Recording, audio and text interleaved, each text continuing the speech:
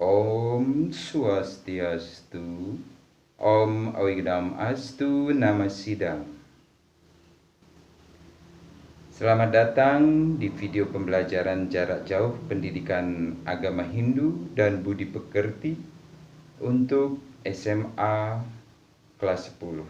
Adapun materi yang akan kita bahas pada kesempatan kali ini adalah Upaweda sebagai tuntunan hidup.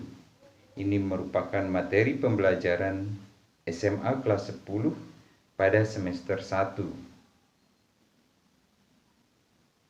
Kompetensi dasar dalam pembelajaran ini yaitu memahami ajaran Upaweda sebagai tuntunan hidup.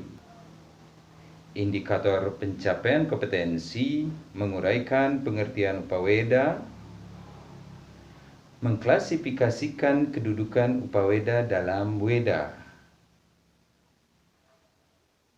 Tujuan video pembelajaran ini yaitu melalui video pembelajaran ini peserta didik dapat menguraikan pengertian Upaweda dan mengklasifikasikan kedudukan Upaweda dalam Weda. Kedudukan Upaweda dalam Weda.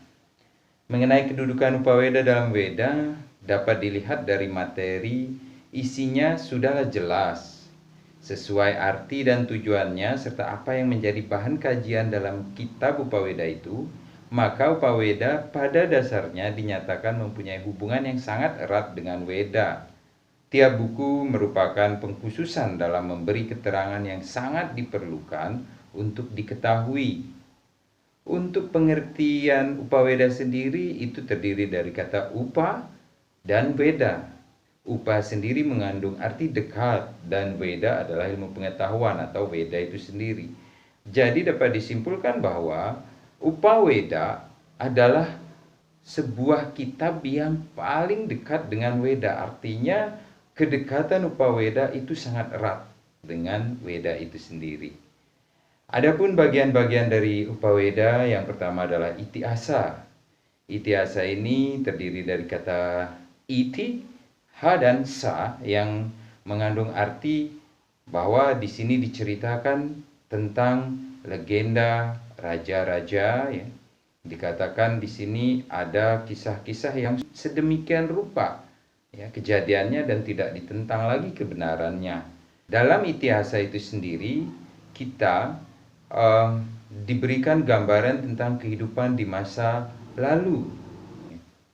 Kisah-kisah tentang kerajaan-kerajaan yang besar berjaya pada zaman itu ya. Seperti halnya dalam cerita Ramayana diuraikan, ini adalah salah satu contoh itiasa. Ramayana dan Mahabharata, di sana ada Ayodhya, ya, kerajaan Ayodhya, Alengka, ya, kerajaan-kerajaan besar yang ada pada saat itu dan raja-rajanya. Kemudian Mahabharata ada Hastinapura, ya. Kemudian ada Indrapasta, ada berbagai macam kerajaan-kerajaan yang notabene besar sekali pada zaman itu.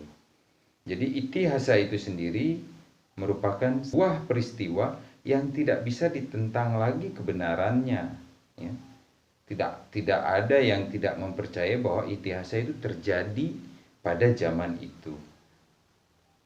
Dan selanjutnya yang kedua adalah bagian dari Upaweda, Purana. Purana itu sendiri mengandung arti tua atau kuno ya. Jadi sudah tua, kuno ya.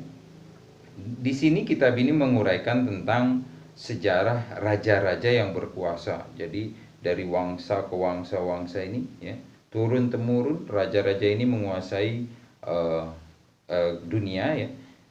Ini diceritakan dalam Purana. Purana sendiri banyak sekali ya. Purana sendiri banyak sekali jenisnya ya. ada yang merupakan aliran dari Dewa Brahma disebut Brahma Purana, aliran Wisnu, Wisnu Purana, dari aliran Siwa, Siwa Purana. Kemudian dari kelompok Trimurti itu ya, yang semuanya itu ada Purananya, dikelompokkan lagi menjadi jenis Purana yang Satwam yang mana.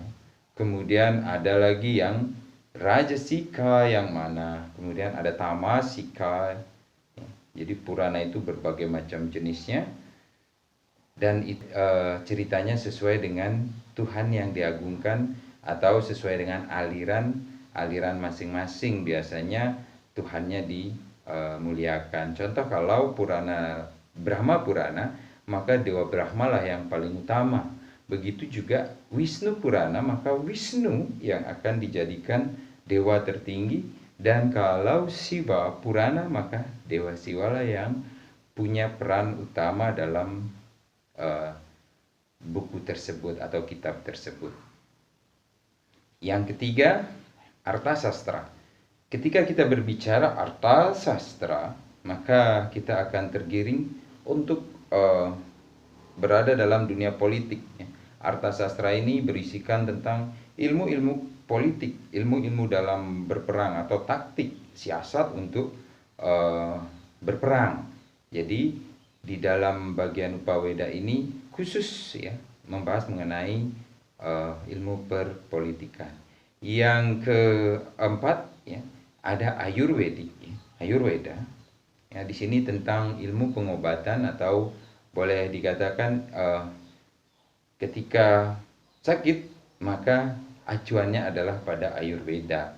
Ini sudah ada di Weda kita dan sudah sangat detail kalau kita baca di dalam bukunya yang membahas tentang Ayurveda. Yang selanjutnya ada Gandharva Weda, yaitu seni, ilmu seni ya, entah itu seni rupa, seni musik ya, itu ada macam-macam seni. Di Gandharva Weda ini diuraikan bagaimana seseorang ini mengemas seni itu menjadi sesuatu yang sangat menarik. Yang selanjutnya bagian dari Upaweda adalah Kama Sastra. Dari kata kama dan sastra berarti ini pemenuhan hawa nafsu, dalam artian sesuai dengan yang diperbolehkan atau sesuai dengan dharma, benar ya. Pemenuhan kama ini seperti halnya kita memenuhi akan hasrat ingin memiliki sesuatu, ingin merasakan sesuatu itu dengan cara yang baik. Ini diatur dalam Kama Sastra. Artinya kama berdasarkan dharma. Dalam Catur Purusarta ini juga diuraikan bahwa semua tujuan kita itu dasarnya adalah kebenaran atau dharma itu sendiri. Nah, yang terakhir ada agama. Agama itu merupakan kitab yang mengatur kehidupan ritual serta yadnya yang kita lakukan.